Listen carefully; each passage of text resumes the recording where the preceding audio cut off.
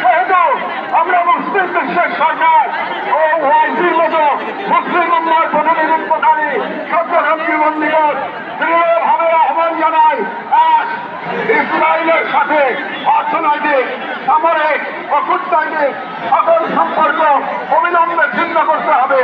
দুই, জায়নবাদী রাষ্ট্রের বিরুদ্ধে বাণিজ্যিক অবরোধ ও নিষেধাজ্ঞা আরোপ করতে হবে। তিন, গাজার মুসলিম জনগণের পাশে চিকিৎসা, খাদ্য, আবাসন ও প্রতিরক্ষা সহযোগিতা সহ সর্বাত্মক সহযোগিতা নিয়ে দাঁড়াতে হবে। চার, আন্তর্জাতিক পর্যায়ে ইসরায়েলকে একঘরে করতে সক্রিয় কূটনৈতিক অভিযান শুরু করতে হবে।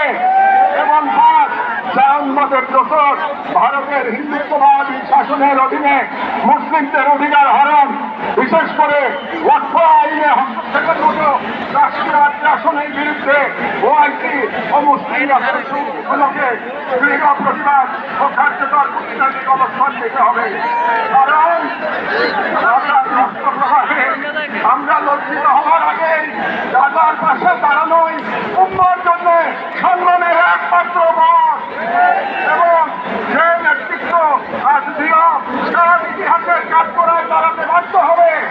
আমাদের তৃতীয় দাবিগুলি বাংলাদেশ সরকারের প্রতি, যেহেতু বাংলাদেশ একটি মুসলিম সংখ্যালঘু রাষ্ট্র যার স্বাধীনতা সংগ্রামের ভিত্তিতে নিহিত রয়েছে অন্যায় অবিচারের বিরুদ্ধে প্রতিরোধের চেতনা, এবং আমরা বিশ্বাস করি ফিলিস্তিনের প্রশ্নে বাংলাদেশ কেবল মানবতার নয়, ইমানের পক্ষেও এক ঐতিহাসিক অবস্থানে রয়েছে। এবং একটি গণতান্ত্রিক রাষ্ট্র হিসেবে সরকারের দায়িত্ব জনগণের ইমানি ও নৈতিক আকাঙ্ক্ষার প্রতিশ্রুতি রাখা, এবং বাংলাদেশের জনগণ গাজার পাশে থাকার অঙ্গীকার করেছে, তাই রাষ্ট্রীয় পর্যায়ে নীরবতা এই জন আকাঙ্ক্ষার প্রতি অবজ্ঞার সামিল। যেহেতু আমরা বাংলাদেশ সরকারের দৃঢ়ভাবে আহ্বান জানাই, এক, বাংলাদেশি পাসপোর্টে এক্সেপ্ট ইসরায়েল শর্ত পুনর্বহাল করতে হবে। ইসরায়েলকে রাষ্ট্র হিসেবে স্বীকৃতি না দেওয়ার অবস্থান আরো সুস্পষ্টভাবে প্রকাশ করতে হবে। দুই, সরকারের ইসরায়েলি কোন প্রতিষ্ঠানের সাথে যত চুক্তি হয়েছে তা বাতিল করতে হবে। তিন, রাষ্ট্রীয়ভাবে গাজায় ত্রাণ ও চিকিৎসা সহায়তা পাঠানোর কার্যকর ব্যবস্থা নিতে হবে। জায়নবাদের দোষর ভারতের হিন্দুত্ববাদী সরকারের অধীনে মুসলিম ও অন্যান্য সংখ্যালঘুদের উপর চলমান নির্যাতনের বিরুদ্ধে রাষ্ট্রীয়ভাবে প্রতিবাদ জানাতে হবে। হিন্দুত্ববাদ আজ শুধু একটি স্থানীয় মতবাদ নয়, বরং আন্তর্জাতিক জায়নের অন্যতম দোষর। ছয়, পাঠ্যবই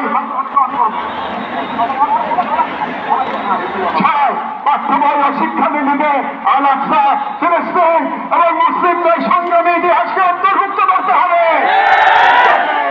ভবিষ্যৎ মুসলিম প্রজন্ম নিজেদের ইতিহাস, ঐতিহ্য ও আত্মপরিচয় নিয়ে গড়ে ওঠে। কারণ রাষ্ট্র কেবল সীমানা নয়, রাষ্ট্র এক আমানত। আর এই আমানত রক্ষা করতে না পারলে ইতিহাস আমাদের ক্ষমা করবে না।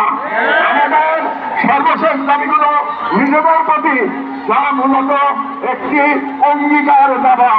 যেহেতু আমরা বিশ্বাস করি আল-কুদস কেবল একটি শহর নয়, এটি ইমানের অংশ, এবং আমরা জানি বাইতুল মুকাদ্দাসের মুক্তি অন্য কারো হাতে নয়, আমাদেরই কোনো প্রজন্মের হাতে রাখা হবে। এবং আমরা বুঝি জায়নবাদের প্রতিষ্ঠা মূলত আমাদের নিজেদের আত্মবিশ্বাসের ফল। এবং আজ যদি আমরা প্রস্তুত না হই, তাহলে আল্লাহ না করুন তাহলে আমাদের সন্তানেরা হয়তো এমন এক বাংলাদেশ পাবে যেখানে হিন্দুত্ববাদ ও জায়নবাদ একত্রে নতুন গাজা তৈরি করবে। এবং গাজা আমাদের জন্য এক আয়না, যেখানে আমরা দেখতে পাই কিভাবে বিশ্বাসী হওয়া কেবল বেঁচে থাকা নয়, সংগ্রামে দৃঢ় থাকা। সেহেতু আমরা এই মাটির মানুষ, এই মুসলিম ভূখণ্ডের নাগরিক, এই কওমের সন্তান এবং সর্বোপরি মুসলিম উম্মার সদস্য একটি অঙ্গীকার করছি। এক, আমরা সকলে স্বতঃস্ফূর্তভাবে বয়কট করব প্রত্যেক সেই পণ্য, কোম্পানি ও শক্তিকে যারা ইসরায়েলের দখলদারিত্ব টিকিয়ে রাখে। দুই, আমরা আমাদের সমাজ এবং ভবিষ্যৎ প্রজন্মকে প্রস্তুত করব যারা ইসলাম ও মুসলিম মূল্য উন্নয়ন সকল প্রতীক ও নিদর্শনকে সংরক্ষণ ও পুনরুদ্ধার করবে ইনশাআল্লাহ। তিন, আমরা আমাদের সন্তানদের এমন ভাবে গড়ে তুলব যারা নিজেদের আদর্শ ভূখণ্ড রক্ষায় জান আমাদের সর্বোচ্চ থেকে প্রস্তুত থাকবে। চার, আমরা বিভাজিত হব না, কারণ আমরা জানি বিভক্ত জনগণকে দখল করতে দেরি হয় না। আমরা ঐক্যবদ্ধ থাকবো যাতে এই বাংলাদেশ কখনো কোনো হিন্দুত্ববাদী প্রকল্পের পরবর্তী গাজায় পরিণত না হয়। আমরা শুরু করব নিজেদের ঘর থেকে, ভাষা, ইতিহাস, শিক্ষা, সংস্কৃতি, অর্থনীতি, সমাজ সবখানে এই অঙ্গীকারের ছাপ রেখে।